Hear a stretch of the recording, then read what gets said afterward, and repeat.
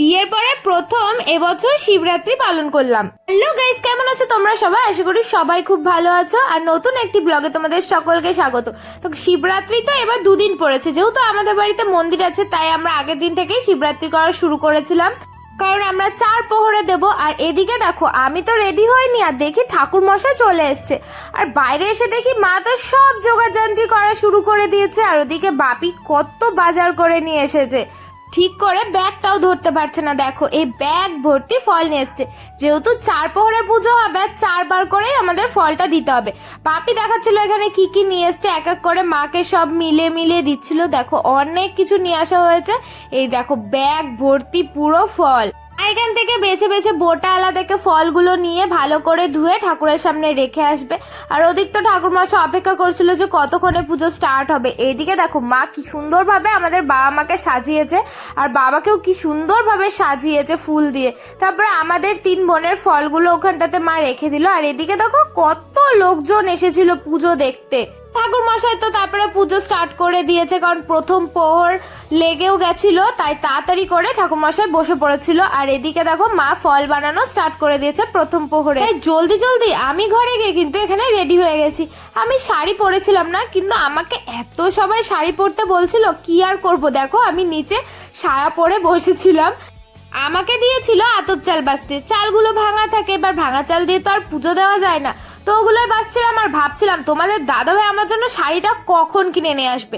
আর এই যে আমার মাকে দেখেছো কি দারুণ লাগছে। এই গরদের শাড়িটা কিন্তু আপনি মায়ের জন্য এনে দিয়েছিল এই শিব পুজোর জন্যই। কি দারুণ লাগছে তাই না? আর এদিকে দেখো বলতে বলতে তোমাদের দাদাভাই আমার জন্য শাড়ি কিনে নিয়ে এসেছে। আমার না শাড়িটা প্রচুর পছন্দ হচ্ছে। আমি তো ওখানটাতে আতপ চাল বাছছিলাম, হট করে এসে আমার কাছে প্যাকেটটা ধরিয়ে দিল। ভেতরে দেখি শাড়ি, আমি তো প্রচন্ড খুশি হয়েছি। আর আমার এত পছন্দ হয়েছে শাড়িটা, কি বলবো। দিকে আমি শাড়ি পরতে পরতে প্রথম প্রহরে জল ঢালা তো শুরু হয়ে গেছে। ফার্স্টে মা জল ঢেলে নিয়েছে, তারপরে দেখো আমি গায়ে কোনো রকম শাড়িটা পেঁচিয়ে চলে এসেছি, ঠিক করে পরতেও পারিনি, যেহেতু প্রহর শেষ হয়ে যেত। আমি তাড়াতাড়ি করে বাবাকে জলটা ঢেলে দিলাম, তারপরে এক এক করে আমার কাকিও জল ঢেলে দিল। ওদিকে আমি কিন্তু চলে গেছিলাম শাড়িটা সুন্দরভাবে পরতে। দেখো এই যে আমি কিন্তু রেডি সেডি হয়ে গেছি। আমাকে কেমন লাগছে অবশ্যই কিন্তু তোমরা কমেন্ট করে জানাবে।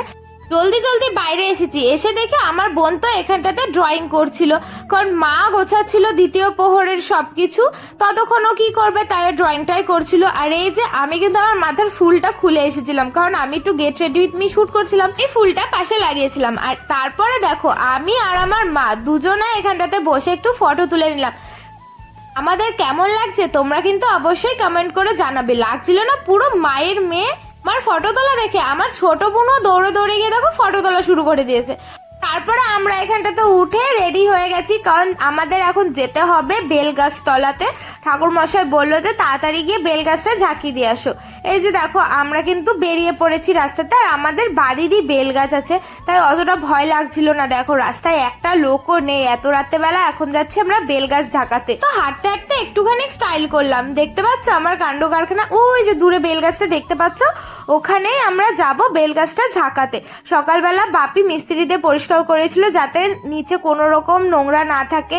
আমি তো তাও খুব সাবধান অনুযায়ী যাচ্ছিলাম। আর গিয়েই ফার্স্টে বেলগাছে প্রণাম করে নিলাম, কারণ শিব ঠাকুরকে স্মরণ করলাম। আর এবার আমি বেলগাছটা ঝাঁকাবো।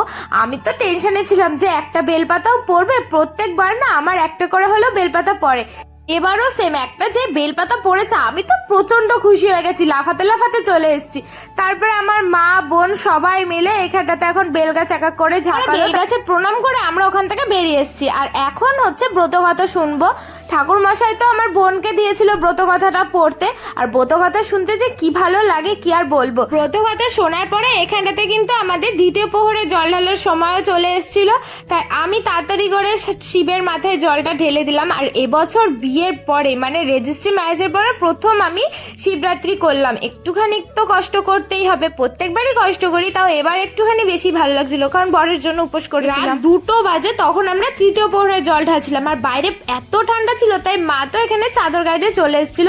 আর সাথে সাথে আমিও কিন্তু ড্রেস চেঞ্জ করে একদম পুরো ফ্রেশ হয়ে চলে এসেছিলাম, কারণ আমার একদম ভালো লাগছিল না শাড়ি পরে থাকতে, প্রচন্ড ঠান্ডা লাগছিল। তাই হালকা একটা চাদরও গায়ে দিয়েছিলাম। ওইভাবেই আমি 2টো প্রহর কমপ্লিট করেছি, কারণ এত ঠান্ডা ছিল বাইরে, হট করে যে ঠান্ডা পড়বে বুঝতেই পারিনি।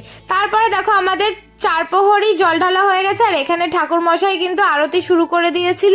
শেষ হওয়ার পরে আমরা অঞ্জলি দিলাম, অঞ্জলি দেওয়ার পরে ফাইনালি চরণামৃত খাওয়ার পরে পুজো কমপ্লিট করার পরে একটা ফল অন্তত নিয়েছিলাম ঠাকুরের কাছ থেকে, ওটা নিয়েই এখন খেয়ে উপোসটা ভঙ্গ করলাম। আর তারপরে আজকে সকালবেলা উঠে দেখি যে অনেকে পুজো দিতে এসেছিল, তাই তোমাদের সাথে একটু ক্লিপটা শেয়ার করলাম। তো যাই হোক বন্ধুরা, আজকের ভিডিওটা তোমাদের কেমন লাগলো জানি, ভালো লাগলে লাইক শেয়ার করে দিও। তো আজকের জন্য বাই।